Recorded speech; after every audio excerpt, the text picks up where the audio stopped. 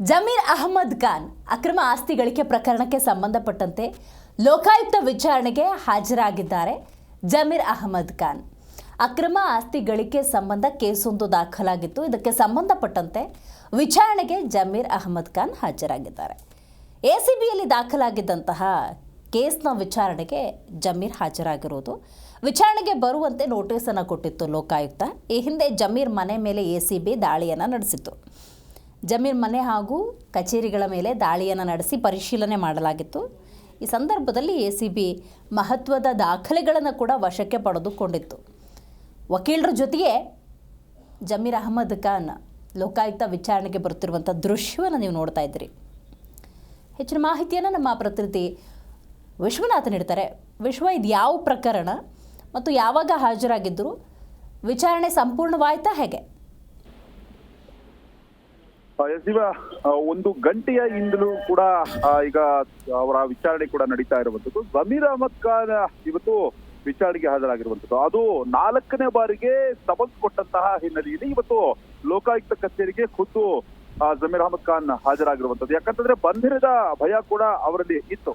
ಇನ್ನು ಈ ಒಂದು ಪ್ರಕರಣದ ಹಿನ್ನೆಲೆಯನ್ನ ನೋಡೋದಾದ್ರೆ, IMA ಪ್ರಕರಣ ಏನ್ ನಡೆದಿತ್ತು, ಅದು ಬಹುಕೋಟಿ ಒಂದು ಹಗರಣ, ಅದು ರಾಷ್ಟ್ರ ಮಟ್ಟದಲ್ಲೂ ಕೂಡ ಸುದ್ದಿಯಾದಂತಹ ಹಗರಣ. ಈ ಒಂದು ಪ್ರಕರಣಕ್ಕೆ ಸಂಬಂಧಪಟ್ಟಂತೆ ಇಡಿ ಅಧಿಕಾರಿಗಳು ತನಿಖೆಯನ್ನ ನಡೆಸುವಂತಹ ಸಂದರ್ಭದಲ್ಲಿ ಜಮೀರ್ ಅಹಮದ್ ಖಾನ್ಗೂ ಕೂಡ ಶಾಕ್ ಅನ್ನ ಕೊಟ್ಟಿದ್ರು. ಆ ಸಂದರ್ಭದಲ್ಲಿ ಇಡಿ ಅಧಿಕಾರಿಗಳು ಮನೆ ಮತ್ತು ಕಚೇರಿ ಮೇಲೆ ದಾಳಿಯನ್ನ ನಡೆಸಿದಂತಹ ಸಂದರ್ಭದಲ್ಲಿ ಅಲ್ಲಿ ಮಹತ್ವದ ದಾಖಲೆಗಳು ಕೂಡ ಸಿಕ್ಕಿದ್ವು.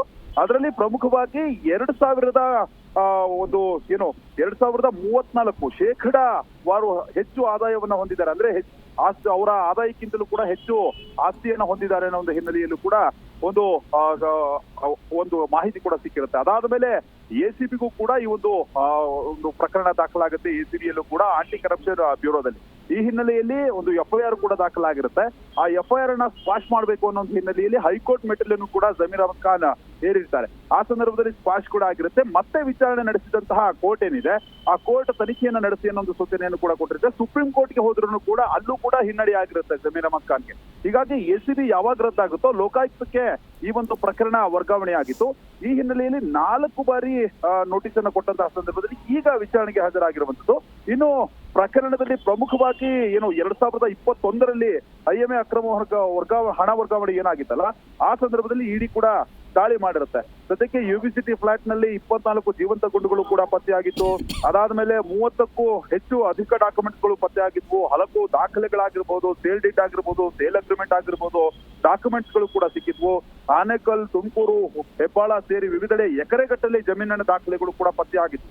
ಇನ್ನು ಈಗ ಜಮೀರ್ ಅಹಮದ್ ಖಾನ್ ಏನು ಬಂದಿದಾರಲ್ಲ, ಅವರು ಕೆಲವೊಂದು ದಾಖಲೆಗಳನ್ನ ತೆಗೆದುಕೊಂಡು ಬಂದು ಈಗ ಅಧಿಕಾರಿಗಳ ಮುಂದೆ ಹಾಜರಾಗಿರುವಂತದ್ದು. 1 ಗಂಟೆಯಿಂದಲೂ ಕೂಡ ವಿಚಾರಣೆ ನಡೀತಾ ಇದೆ. ಇನ್ನು ಸಂಜೆ 5:30 ಸುಮಾರಿಗೆ ವಿಚಾರಣೆ ಮುಕ್ತಾಯವಾಗುವಂತಹ ಸಾಧ್ಯತೆ ಕೂಡ ಇರುವಂತದ್ದು.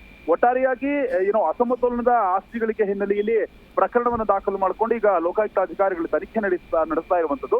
ಈಗ ಕೆಲವೊಂದು ದಾಖಲೆಗಳನ್ನು ಕೂಡ ಸೂಕ್ತ ದಾಖಲೆಗಳನ್ನ ಒದಗಿಸಿದಂತಹ ಸಂದರ್ಭದಲ್ಲಿ ಮುಂದೆ ಏನ್ ತನಿಖೆ ಆಗುತ್ತೆ ಮತ್ತು ಸರಿಯಾದಂತಹ ದಾಖಲೆಗಳನ್ನ ಒದಗಿಸಿದಂತಹ ಸಂದರ್ಭದಲ್ಲಿ ಖಂಡಿತವಾಗಲೂ ಜಮೀರ್ಗೆ ಮತ್ತಷ್ಟು ಸಂಕಷ್ಟ ಎದುರಾಗುವಂತಹ ಸಾಧ್ಯತೆ ಕೂಡ ಇರುವಂತದ್ದು. ಒಟ್ಟಾರೆಯಾಗಿ ಈಗ ಸಚಿವರು ವಿಚಾರಣೆಯನ್ನ ಎದುರಿಸ್ತಾ ಇದ್ದಾರೆ.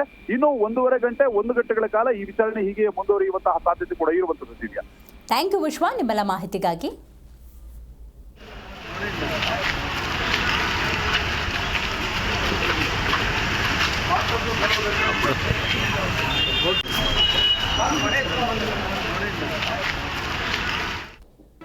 ಜಿ ಕನ್ನಡ ನ್ಯೂಸ್ ಈಗ ನಿಮ್ಮ ಮನೆಯಲ್ಲೇ ನೋಡಿ. ಎಲ್ಲ ಕೇಬಲ್ಗಳಲ್ಲಿ ಈಗ ಲಭ್ಯ.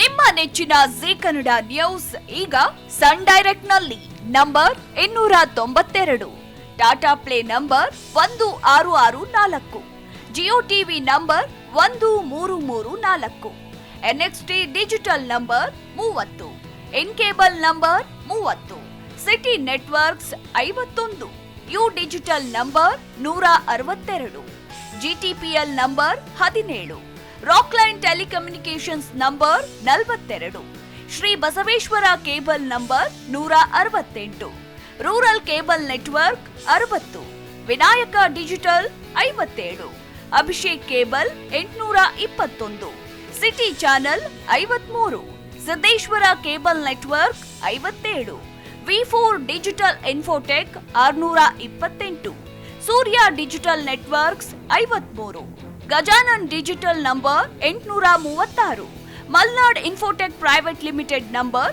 56, Metrocast number 830, Victory Digital number 167ರಲ್ಲಿ ನೋಡಿ ಆನಂದಿಸಿ.